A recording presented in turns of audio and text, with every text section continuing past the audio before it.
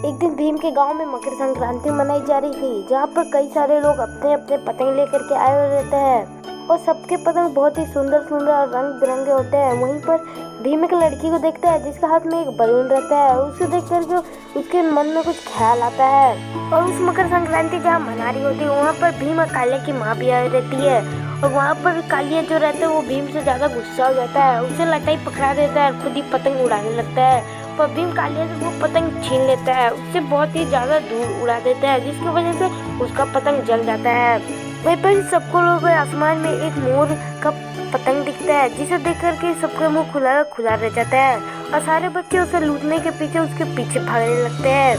कई बच्चे अपने बाइक लेकर के दौड़ रहे रहते हैं और कई लोग ऐसे पैदल ही दौड़ रहते हैं। वहीं पर आगे में एक बड़ा सा दीवार आ जाता है, पर सारे बच्चे ऊपर देखने की वजह से उस दीवार में जाके टकरा जाते हैं। पर भीम उस दीवार को तोड़ करके उसके पार चला जाता है और सबके सब हैरान हो जाते हैं। तभी आगे में जंगल आ जाता है, जिसे देख करके सारे बच्चे रुक जाते हैं। पर भीम बिना देखे उस जंगल के अंदर चला जाता है, जहाँ पर शेर भी रहता है, वो उसे खाने के पीछे रहता है। तभी भीम देखता है कि वो पतंग उसके हाथ से चला गया, पर जो खरगोश रहता है वो उसे लात मार के उस पतंग के ऊपर ही बैठा देता है। जिसके बाद भीम उस पतंग को पर बैठते उसके पास चल जाता है और सबको पता चलता है कि वो पतंग महाराजा का है, जिसे देख करके सब लोग बहुत चौंक जाते हैं। पर महाराज सबको अपने अपने पतंग लेने को बोल देते हैं, पर काले को कुछ भी पतंग नहीं मिलता, तो भीम अपने सबसे मनपसंद वाली पतंग दे देते हैं, जिसे देख करके काले बहुत ज्यादा खुश हो जाता है और भीम और काले एक साथ पतंग उड़ाने लगते हैं। एक दिन सुबह सुबह भीम की माँ घर की साफ सफाई कर रही रहती है और भीम जो रहता है वो दूध पी रहा होता है।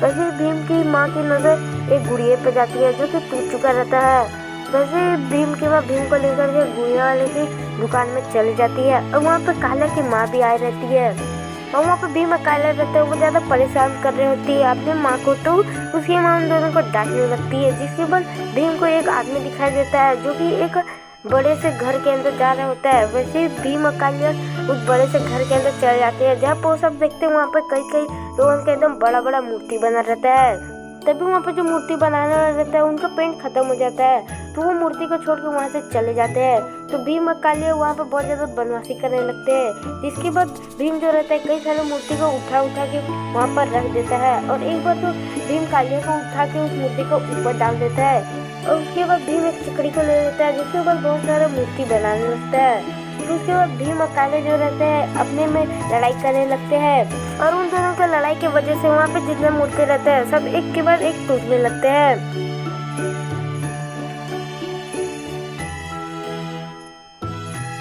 और उसके बाद वहाँ पर जो सबसे बड़ा वो मूर्ति रखा हुआ था वो उससे नीचे गिरने वाला रहता है। वैसे भीम और काले को वो मूर्तिकार दिख जाता है, पर उससे पहले वो मूर्ति जो रहता है वो टूट चुका रहता है। फिर वैसे भीम और काले उस मूर्ति को ठीक कर देते हैं। वैसे वहाँ पर महाराज आ जाते हैं क्योंकि वो मूर्ति महाराज के लिए बनाया जा रहा होता है। तो वो मूर्तिकार महाराज को वो जैसे ही दिखाता है वो महाराज चौंक जाते हैं, क्योंकि जैसा मूर्तिकार ने मूर्ति बनाया था वो वैसा था ही नहीं।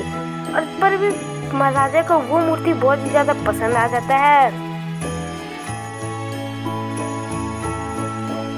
एक बार की बात है, एक दिन बहुत ही ज्यादा ठंड होती है, जिसकी वजह से माँ खिड़की को बंद कर देती है और भीम गर्म दूध पीकर के सोने चला जाता है। और भीम देखता है कि उसके घर के आसपास सब जगह बर्फ ही बर्फ जम चुकी है। और जैसे ही खिड़की खुलता है भीम अपने झूले से निकल जाता है और घर के बाहर आ जाता है। और भीम वहाँ पर सारे बर्फ को देख करके बहुत ज्यादा खुश होता है और उस बर्फ से खेलने लगता है। वहाँ पर भीम का गाय भी आ जाता है, जो भीम और गाय एक साथ खेलने लगते हैं। वैसे ही भीम और भीम के गाय को पेड़ में कुछ दिखाई देता है। जब वो सब ध्यान से देखते हैं तो सबको पता चलता है वहाँ पे सांता क्लॉज है, जिसका रथ उस पेड़ पे अटका हुआ है। फिर भीम सांता क्लॉज के पास जाता है और सांता क्लॉज उसे अपने गोद में उठा लेते हैं और फिर उस गोद से निकल करके उस सांता क्लॉज का रथ को नीचे गिरा देता है। जिसके बाद सांता क्लॉज देखते हैं कि उनका रथ टूट चुका है, तो भीम थोड़ी देर में उनका रथ को ठीक कर देता है, जिसे देख करके सांता क्लॉज पूरे के पूरे चौंक जाते हैं।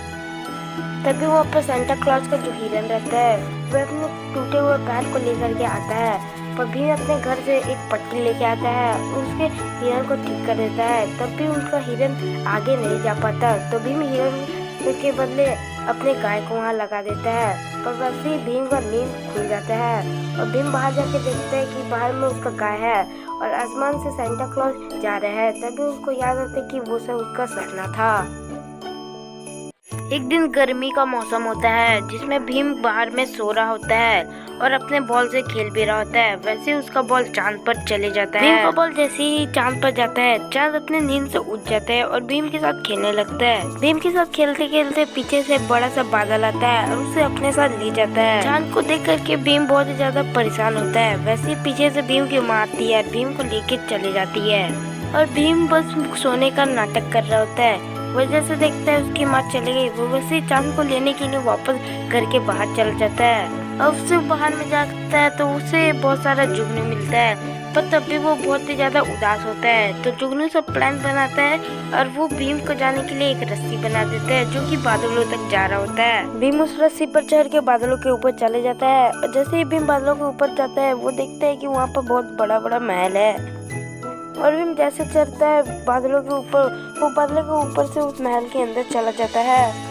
भीम वो उस महल के ऊपर घूम ही रहा होता है तो वैसे उसे बादलों के सैनिक दिखाई देते हैं जो किसी के लिए खाना लेकर के जा रहे होते हैं। भीम को उस खाने के प्लेट में चांद दिख जाता है तो वैसे ही भीम चांद को लेकर के भागने लगता है। तो फिर उसे बादलों के सैनिक घेर लेते हैं। तब भीम कैसे भी करके उन सैनिकों को भगा देता है। बादल में जो शैतान रहते हैं वो उन सबको देख के बहुत हंसते हैं, पर भीम उन लोग का डंडा ले लेता है और उस शैतान को मार देता है। जिसके बाद भीम बादल को लेकर वहाँ से भागने लगता है। आखिर में बादलों के सैनिक उन सबके आगे आ जाते हैं, पर भीम उन सबको फूंक मार के उड़ा देता है।